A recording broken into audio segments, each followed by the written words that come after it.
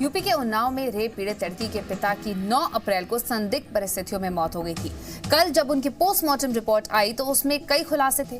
Postmortem report के मुताबिक पीड़ित के पिता को बुरी तरह से पीटा गया था। उनके शरीर पर 14 जगहों पर चोट के गहरे निशान मिले हैं और चोट की वजह से शरीर के कुछ अंदरूनी अंग फट गए हैं। रिपोर्ट के मुताबिक पिटाई की चोट की वजह से खून का रिसाव हुआ।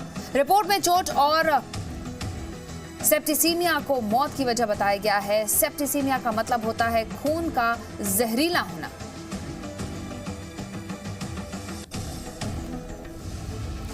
सिंह को सबको अरेस्ट किया जाए और मेरी मांग है इनके अंदर सीबीआई जांच कराई जाए।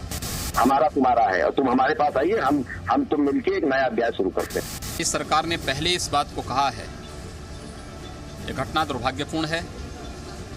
कल ही इस मामले में एडीजी लखनऊ को पूरी जांच करके और जो भी दोषी हैं, अगर पुलिस की लापरवाही कहीं पर है तो ऐसी दोषी कर्मियों के खिलाफ भी कार्रवाई करने और जो भी दोषी होगा, कोई भी हो, पहले इस बारे में कह दिया गया कि किसी भी दोषी को बख्शा नहीं जाएगा। सरकार और कानून इस मामले में जो भी इस मामले में दोषी हो या किसी भी घटना में उसके साथ किसी प्रकार की कोई रियायत नहीं करेगी। उन्नाव गैंगरेप केस में पीड़ित के पिता की पुलिस कस्टडी में मौत हो गई। पोस्टमार्टम में वजह बताई गई अंदरूनी चोट, जिससे आंत में छेद हो गया और पीड़ित के पिता की मौत हो गई।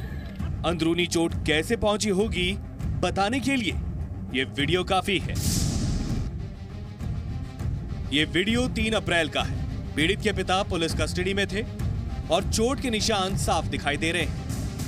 अब जरा उन्नाव के चीफ मेडिकल ऑफिसर का ये बयान सुनिए, सब कुछ साफ हो जाएगा। अच्छा, जिस दिन मारपीट हुई, मारपीट में आने के बाद अस्पताल लाया गया था तो उस समय इसका ट्रीटमेंट हुआ था? उस समय ट्रीटमेंट हुआ था, देखा गया था, अल्ट्रासाउंड भी किया गया था, एक्सरे भी किया गया था। अल्ट्रासाउंड में नॉर्मल हो भी सकता है। तो क्या लगता है कि जेल में जो है मारपीट बाद में हुई है? नहीं हो सकता है, कोई छोटा परफोरेशन रहा वो बाद में बड़ा हो गया। आंत में छेद हो गया है, बताया। आंत में छेद हो जाने की वजह से पेरिटोनाइटिस हो गई और उससे इन्फेक्शन हो गया, जिसकी वजह से पेशेंट शॉक में चला गया और उसकी मौत हो गई। पोस्टमार्टम रिपोर्ट के बाद विवाद बढ़ा तो यूपी सरकार ने पीड़ित लड़की के पिता की मौत के मामले में एसआईटी जांच बिठा दी। जो उन्नाव प्रकरण से संबंधित जितने भी मामले हैं उसके लिए एक एसआईटी का गठन किया जा चुका है। एडीजी जोन लखनऊ की अध्यक्षता और उनके सुपरविजन में तथ्यों के आधार पर जो भी विधिक कार्रवाई बनती है वो की जाएगी और बिना निष्पक्षता के आधार पर की जाएगी। उत्तर प्रदेश के मुख्यमंत्री योगी आदित्यनाथ ने निर्देश दिया है कि एसआईटी 11 अप्रैल यानी आज शाम तक हर हाल में अपनी प्राथमिक रिपोर्ट सौंप दे। जब एफआईआर और मजिस्ट्रेट के सामने बयान दिया जाता है उसके आधार पे कानून चलता है और उसके आधार पे अरेस्ट किया जाता है। जब अभी फिर से वो पीड़ित महिला ने दिया है, पहली दफे नाम दिया, तो कानून अपना काम करना शुरू कर दिया है और किसी ने भी योगी जी के राज में हस्तक्षेप नहीं करा है और फ्री हैंड से पुलिस इन्वेस्टिगेट कर रही है। एसआईटी इस मामले में आज शाम तक प्राथमिक रिपोर्ट सौंप सकती है, लेकिन उससे पहले पीड़ित परिवार को लेकर एक बड़ा खुलासा हुआ है। क्या है वो खुलासा, बताएंगे आगे।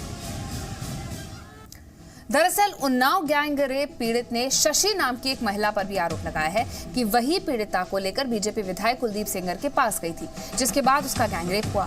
जिस महिला पर पीड़िता ने आरोप लगाया, जब उसका परिवार एक अलग ही खुलासा कर रहा है, ये भी आपको सुनाते हैं।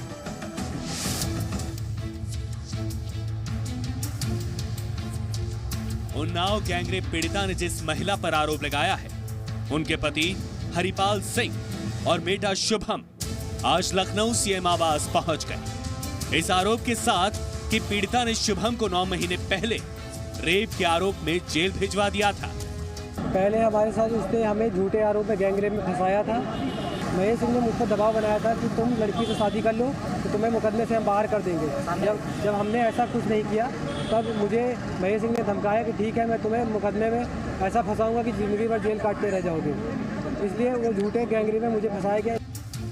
इन आरोपों में कितनी सच्चाई है ये जांच का विषय है, लेकिन इस मामले में सवाल जवाब और आरोप प्रत्यारोप की सभी कड़ियां कहीं न कहीं जाकर आरोपी बीजेपी विधायक से जुड़ती दिख रही हैं, जिस पर अभी तक सूबे की सरकार मेहरबान है। इसीलिए इस वक्त का सबसे बड़ा सवाल ये है कि रेप का आरोपी विधायक कब होगा गिरफ्तार। लखनऊ से अमिताभ पारुल के साथ ब्यूरो रिपोर्ट, जी मीडिया।